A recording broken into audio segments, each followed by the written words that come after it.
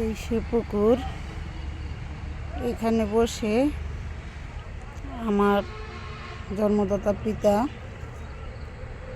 কাছে আমি নিজেই কিছু কথা বলার পরে আমার পিতা আমাকে এখান থেকেই আমাকে আহলে বায়াত করে তারপরে আমাকে নিয়ে যে কোনো একটা বিশ্বাসের কাজ দেখায় দেয় বা বলে দেয়। সেখান থেকেই আমার জীবন শুরু আহলে বায়াতের প্রতি একটা মহব্বত বা বিশ্বাস ভালোবাসা নিয়ে। সেটা সেই ছিল 90 সালের কথা। 90 সাল থেকে নিয়ে এই পর্যন্ত আমি এই স্মৃতি ধরে আছি।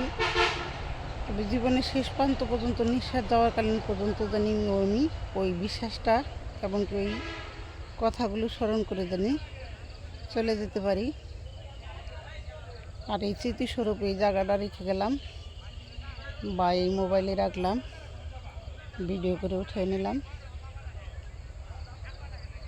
যারা দেখব আসলে গুরুর প্রতি যে কী বিশ্বাস ভক্তি এগুলো জানি তাদের মধ্যে থাকে বা বিশ্বাস করে সেটাকে জানি অনেক সম্মানের সাথে সেটা গ্রহণ করে। এই সেই জায়গা, এই জায়গাটার নাম পাকুটিয়া। 90 সালেই আমার জীবন আহলে বায়াতের প্রতি